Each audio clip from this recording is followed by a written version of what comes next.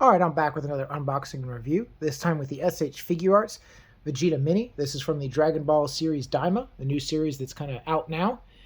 When I saw this series announced, I was pretty excited by it, and then I was even more excited when I saw Figuarts doing a series of these mini figures. I found this one locally, actually on a Target shelf. I was pretty excited by that, saw it, snagged it up, and I'd like to take a look at it here. The packaging is a lot like the other SH Figuarts packaging. We have some detail shots, little close-ups of some of the details of the figure here. On the side, we have some more photos of Vegeta, and the front, that nice big picture window so we can see everything going on, and he looks comically tiny in there. When I saw pictures and stuff of these online, I knew they're going to be small. I didn't know they were going to be this small, so I'm excited. Let's pop this thing open. All right, a little better look here. We see the top, sides, back, bottom, everything we'd expect to be there. Let's cut this bad boy open. Let's see what we got. Oh, cool. We got some, I don't remember that being there on some of the other boxes I have. Well, maybe that's not true. I think I've seen that before. Let's get him out of there. Nothing left in the box. Feels a little underwhelming, but pretty excited to get a look at this guy. Looks like we have some different face plates, the crossed arms, some new hair, some hands, and let's take a closer look. Alright, here's the first face plate. Kind of a little smug, smirking face. Kind of fitting of the crowned prince of the Saiyans here. But I like that look a lot. Alright, and face plate 2, a little bit more angry or excited, irritated version of him. Looks good. Maybe when he's powering up an attack. Faceplate 3 here, a little bit more angry look. Definitely a little bit more irritated. Unusual for him to be upset, that's for sure. We have the pair of crossed arms here. I thought they were one piece. They're in fact two. Kind of hard to even get here, but there they are. We have an alternate, a little bit more like windswept hair. Looks like it will plug in. Take a look at how that fits in and looks in a moment. Alright, and here's the set of replacement hands number 1. They're kind of so tiny here, I had to rig up the steel with these sticks, some sticky tack. But they're like some open-palmed, kind of ready attack hands. And here's more of a open palm, gesturing hand or attack hand, something like that. Here's the last set of the replacement hands or extra hands. These are really like a completely wide open, fingers splayed all out type hand. I really like these hands, honestly, with these Dragon Ball figures. I think they can get some good poses with them. Alright, and here we have a closer look at Prince Vegeta himself in that really cool Saiyan armor that I love so much. My favorite look for him. I think it's just more of a nostalgia thing.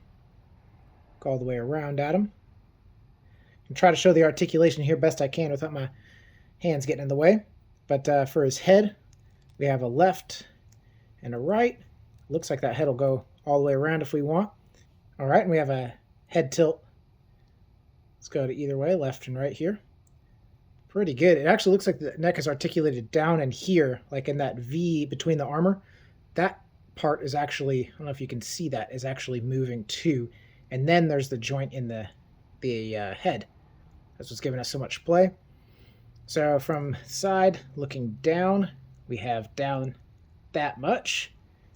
And popping off the peg, up that much. That's a pretty good range from there to there. And in the arms, we can get a full T pose.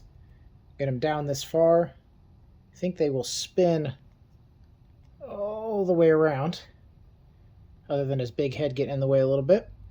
We have a single jointed elbow that gives us about 90, a little bit better than 90. And we have a little ball peg on the wrists. It'll give us a little bit of movement there. Not a ton. We do have a break at the waist there, so we get some twist. He'll go all the way around.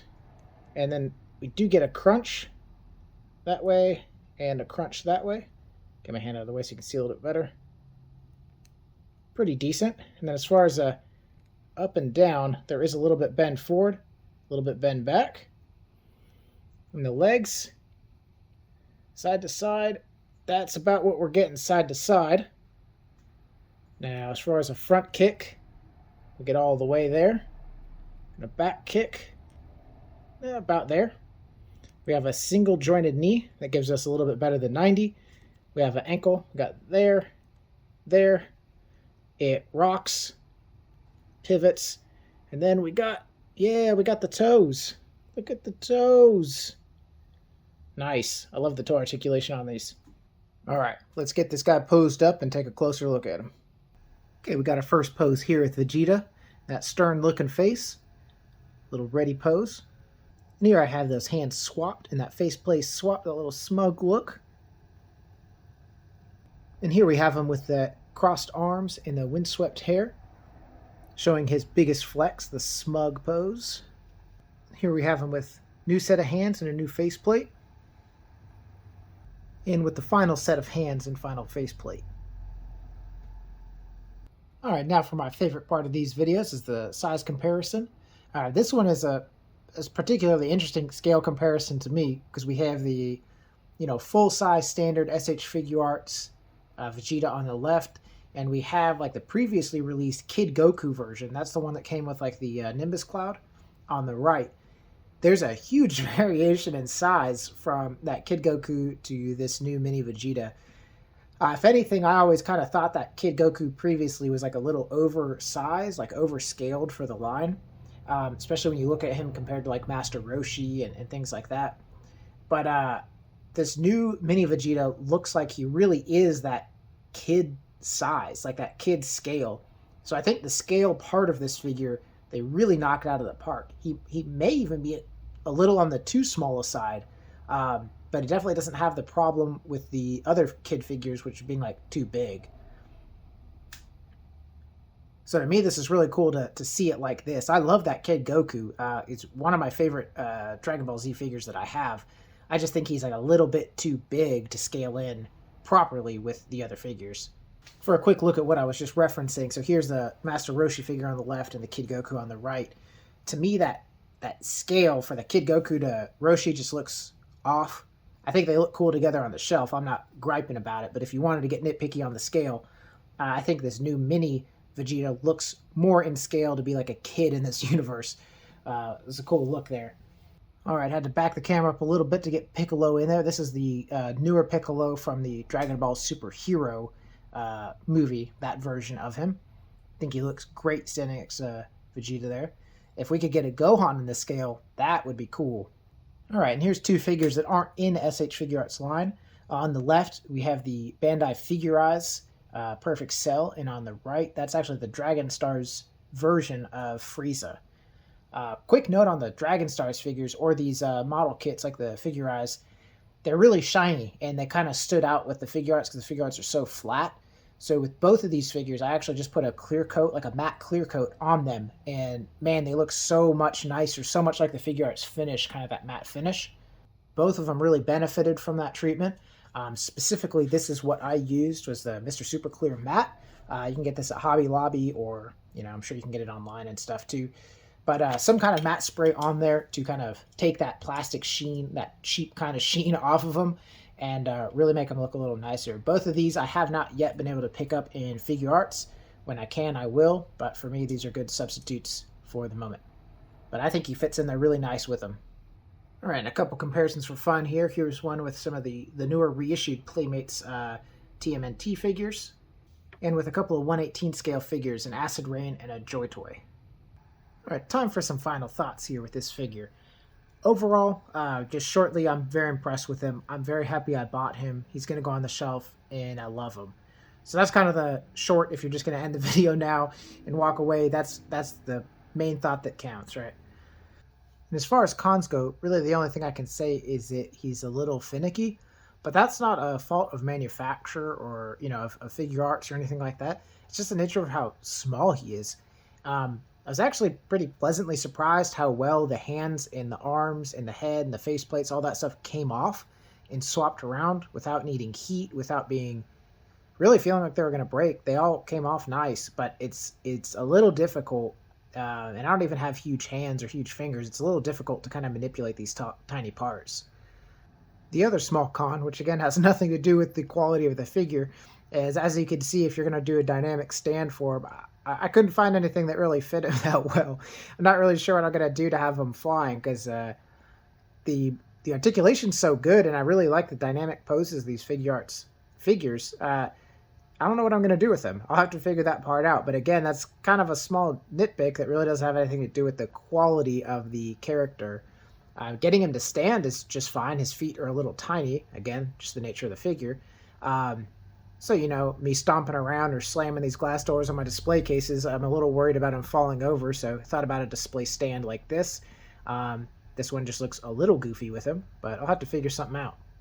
And as far as pros go, what's not to love? I mean, I personally really like Vegeta, so maybe that's a little bit biased. I kind of like this new series. I'm not totally blown away with it, but it's pretty good. So there's that connection, to the series, which I think helps sell the figures a little bit, literally and figuratively.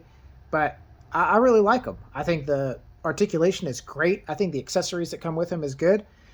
Value for the price point maybe versus some of the other figures they've been coming out with at that kind of 35 retail. Maybe you might say this figure's so much smaller and he doesn't really come with anything else. Any like action accessories, blast effects, flight stand, anything like that. But I'm sure they had to do a lot of retooling, all new brand new parts and all that kind of stuff. So that I kind of count as a wash. We'll count that as a neutral, not a pro or con or neutral, but the cost. I'm glad they kept it at 35 for him and Goku. Piccolo being $70, and I just saw the Super Saiyan 3 version of Piccolo, Super Saiyan 3 version of Vegeta here, going up for pre-sale for like $90 or $100. That to me for this scale figure is unbearable. But 35, I'm happy with. I'm fine with. But yeah, I really like the figure, everything it comes with. I'm happy with that. Happy with the extra hair and face plates in the hands. The articulation, like I mentioned, is great. Everything feels sturdy. I'm surprised at how sturdy and durable everything feels for how tiny he is. All the pegs and all that whatnot feel good. The joints feel good. I don't feel like I'm going to break this guy. Yeah, so all in all, I'm really pleased with this guy. I recommend you pick him up if you're a Vegeta fan, a Daima fan, something like that. Really like the scale of body. I think they nailed the scale really out of the park. Perfect for the line. There's not a whole lot else to say other than I'm excited to pick up Goku when I can get him. Thank you guys so much for watching, and as always, have a great day.